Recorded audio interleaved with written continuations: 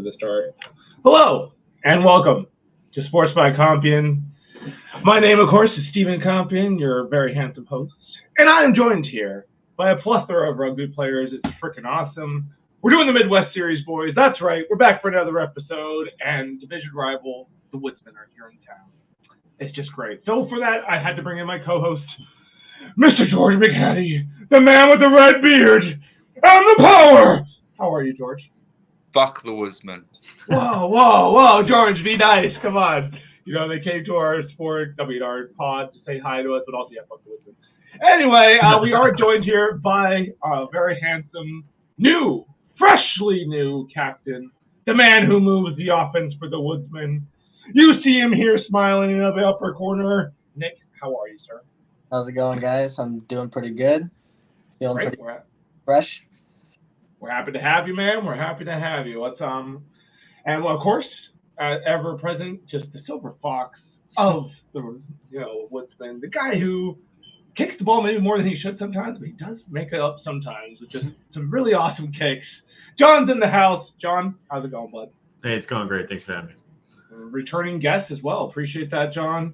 And yeah, let's hop on into it, guys. The Rockford Ravens and the Woodsmen got to kick off our season together in that boiling heat of a day. Wasn't that just fun? It was brutal. Yeah, I still haven't even watched all the footage yet, but I know the puke fest is in there somewhere. You can't see it on our film, but you can definitely see my reaction to it. But yeah, really tight. It was definitely unpleasant for all involved. But yeah, very tight game.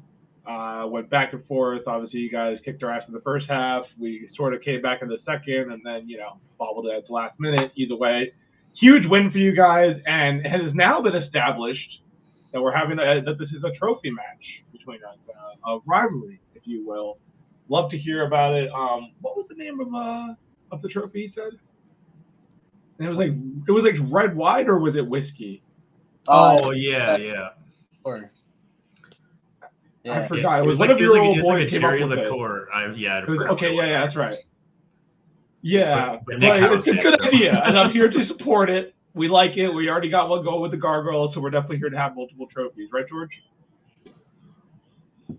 Yeah, I timed that perfectly. You're gonna die now.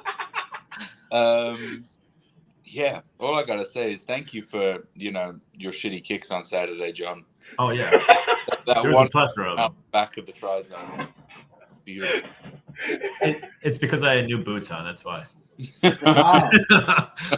New boots, Dutton. I have to admit, if the scoreline would have been very different if you would have. It wouldn't have been so flattering for us if you would have made a load of your kicks. Yeah, I was not on point the first game, but we'll get back to it, I'm sure. I mean, to be fair, they were putting them down at the quarters, though. At least those first couple tries. So it wasn't easy picking. Like your back's about scoring more in the middle of the field. You should talk to them about that, John. Yeah. Or maybe they just I'll have Nick talk to him now. Point the other way. He's in this. Nick, what do you think about all this? Could you guys just maybe start, coming inside more where I am and potentially not score? Would that be better? I think our backs, especially on the outside, like to pick on those one-on-one battles. I was talking to your fullback at the social, and he was talking about how he got hardcore dummied by Daryl when he was about to pass to outside, but just cut right back in. And yeah, he was pretty embarrassed. That's good. Dude, Daryl had himself a game. Shout out to the Woodsman 15. This is ridiculous. Absolutely devastating combined with good old Roger. I saw Roger over the summer, and I was like, I think I know that guy, but I'm not sure. And then, of course, I saw him, throughout most of the tournaments. And then I was slowly dawning on me who he was, and then I'm like, oh, crap, here he is running through my fucking back line again. Great. Hi, Roger. Peaceful gorilla running at you. Yeah. How long has he been playing for a club now? A few years. Just a couple. He was from Fox Valley before, I think. So that's where he gets his dickhead mentality. Oh, I think we lost John. Let me see if we can add him and re-add him here. John. Roger's been a huge addition to our back line because for a while we were struggling to get backs. But You and me both, mate. yeah, we've been real light on backs for like the past couple of years, but now for the first time, we have more backs than forwards coming out to practices, so it's huge. That's cool. That's good. Cool. So, what are your You- expectations this year? Are you really talking about playoff rugby? Are you just taking it week by week? Yeah, at the moment, I'm really just taking it week by week, trying to stay healthy between all these matches. There we go. Oh, am I back? Yep. Oh, sweet. All right. Sorry about that. So you're just trying to basically, one game at a time, not necessarily worrying what the schedule looks like. Yeah, I think the most important thing to do right now is to try to make it week to week, because 6 weeks of nonstop rugby really like adds up and takes a toll, and you can't really spare that many people when you're struggling already. So Yeah, 100. Yeah. Who do you have this weekend? What was that? Who do you have this weekend? We have Lake County this weekend. Home or away? Home. We're at home. Yeah. Oh boy, nice. do us a fucking favor. That'd be nice. That goes right into the one game at a time, because Lake County's kind of been the powerhouse. So we just kind of look at what we're going to go for them and see how we do. Yeah, them and the Riot, man. Oofta. And they're our game after, so. Oh, no shit. Man, you guys just got back to back to back. I mean, to be fair, there's not really any easy games in this division. There's like maybe you'll catch the Northwest Indiana a really bad game. I thought they were going to be better this year. They're off to a rough start, not just counting Marcus's crew by any means just yet. And then the Silverbacks potentially bad, but who knows? So it's like there's really no easy games. Who they drop from the Condors or the Griffins? Jesus, they're worse than right. But like you said, I agree. No, I don't think there's going to be too many runaway games for almost anybody in the league this year. Yeah, it's going to be good and competitive. So Nick, tell us about being captain for the first time. What was that nomination like? The whole process, and got off to a hot start against Rockford Ravens. So must be feeling pretty good about it. I mean, I like I said before, I'd captained for like middle school and high school growing up, so on the field I was more used to it. But definitely, like coming into a men's league, there's a lot more involved with it, like running practices and doing shit at the bar too. And so it's been a little bit of a change. And I think honestly, John has been captain for the past half a decade, and he's done a good job. So it's like I got some big shoes to fill. So he's kind of been showing me the ropes a little bit here, which I appreciate. But I think it just, he wants just to be a normal player again and just find his passion for the game again.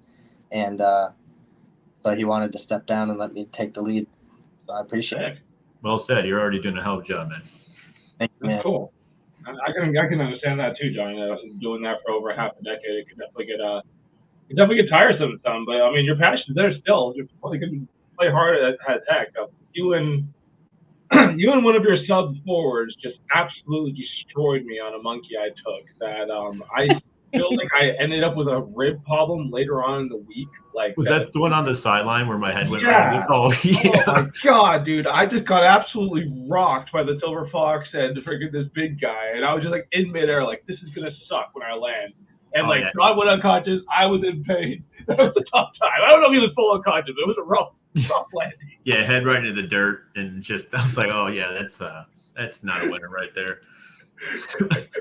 Man, I have to. I hate to complain about refs, but we need to step up on refs, man. Your boy missed so much on Saturday. We're all going to retire and become referees. No, yeah, that's for sure. Yeah. And then just get yelled at all the time. It'll be great. It'll be so good. Who wouldn't want to do that for $50 a day? Like, hell yeah, sign me up. Right. Yeah, it was pretty wild. It was all over the place. It was rough. It was a rough day. I say it was like almost mostly terrible on both sides, so I wouldn't even really blame the ref. That was just an absolutely messed up game. Yeah, I heard the joke on the sideline was that he left cards at home. He left them at home. Yeah, could be. Yeah, I don't know if any of those were dignified, but regardless, yeah, really, it's always a heck of a rivalry with you guys. I feel like we're always very close. You're definitely a barometer for us as well to kind of tell where we are in the league. And this one, it really felt like we were going to finally slip away and get it going in that second half. A couple bad mistakes, but I feel like when you guys smell blood in the water, your team really comes alive. So like that at the end of that second half, well, I don't know what we were doing, taking another play and trying to do that last play, but like we started messing up, and like you guys like sensed it, and like the defense just was there and just hitting guys, and it led to terrible decisions at a last minute try, which might have been the difference in the game. So it's like talk a little bit about that, guys. Like, is that something you work on in practice? Is that just a mentality of Woodsman? You guys just chop down trees and don't lose games? Is that what you want to start, Nick? Yeah, I mean, I think that's more just mentality of the guys. I think in the beginning of the game, our fitness kind of kills us, but then as the game progresses, more adrenaline picks up, and when it's just such a hard game the entire time, and that it's coming really down to the wire and it's super close in the score, that adrenaline rush comes and you just get that mentality like this ends now. And I think our team really kind of sets itself into that mindset by its own. But we definitely need to work on the fitness to just keep that mindset the entire game and not just in those crucial moments. For sure. Yeah, our coach Lou has kind of noticed that we have somewhat of a lack of urgency because, like you said, for the whole second half, you guys were walking up and down the field on us, and it was just getting, more and more like you guys were just going to run away with it after all the hard work in the front half. But urgency has been a slight issue in terms of, we do beat ourselves up and we do let things like kind of slow us down and kind of bum us out.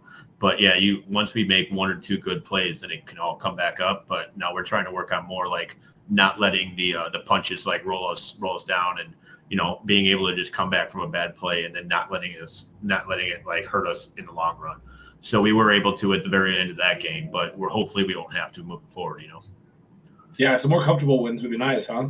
Oh, yes, that's for goddamn sure. There's nothing like just scoring tries. Like, you're not even that tired. It's great. You're just like running back again for another kickoff. You're like, this is so much fun. As long as the other people are scoring the tries, I'm good. I'll chill in the back. It's good times, man. As a primary defender, like, it's tough playing defense the whole game. So after if I remember correctly, the score was 19-7, wasn't it, at halftime? I think it was 22-7. 22-7. Did you guys just say this game's in the bag and then mentally switch off, or did the Ravens sort of just click? Like, because I'm trying to put it into like understand what the hell happened. It did kind of seem like we thought that we had it in the bag a little bit, and the way that we had scored all throughout the first half was breaking into the outside. We had a good back line going, and we had a couple of good breaks, and that kind of helped us. And then I think once you guys realized that some of our forwards had already gotten hurt, and we're already a kind of small forward team as it is to start with. Like, once we saw that you guys were just kind of in control like that, I think the whole like confidence meter just dropped really quickly. Yeah. Yeah, there were a few of us in halftime that were still trying to say, like, this is not as far apart as it may seem. But, like, everyone was tired at that moment, and it's just kind of like, they're tired too. Let's just take it back at them. Like, we're already up. Let's just keep running it down. But it definitely seemed like you guys came out and, like, switched gears a little bit. And you started to run off with it. And I kind of thought that we were letting it slip and we were going to – I'm glad that we pulled it out. Yeah, tough game all around. Definitely a good one. So you guys have the Lake County coming to home. Now that's a team that their backline notoriously is pretty good. Veteran out there, I know they got Ethan.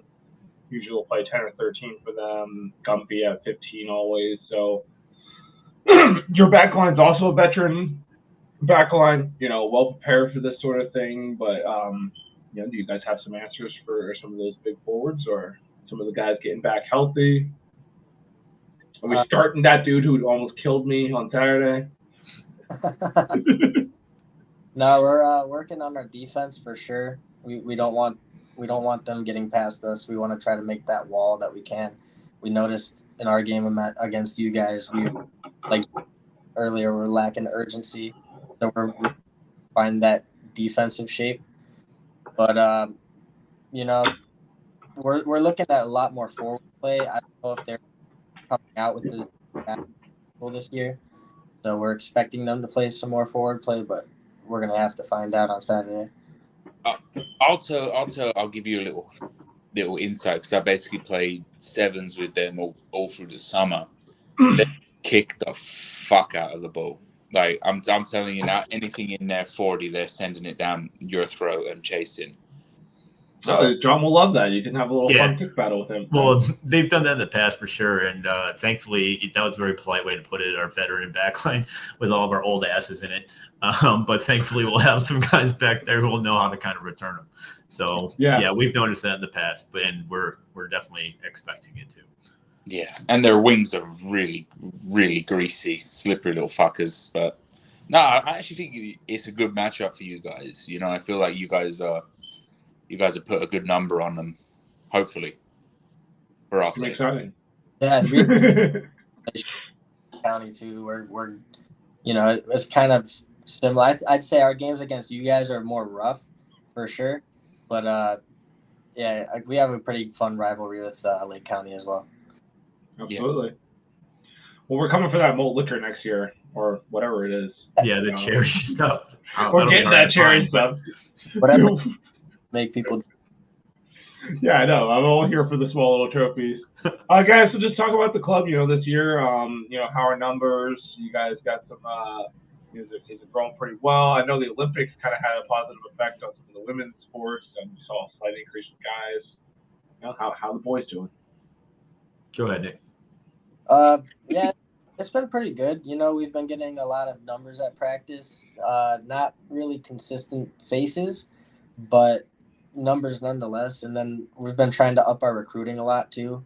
We were just at the Schaumburg Festival that just happened over Labor Day weekend out there with a booth trying to recruit. So got business cards out. Hopefully we get some more faces coming over the season. But yeah, cool. So far. Yeah, we've been doing similar stuff. I don't know if I asked you guys, but do you have a youth program? Is that something in development? We used to. When I was growing up, when John was growing up, we had middle school and high school ball.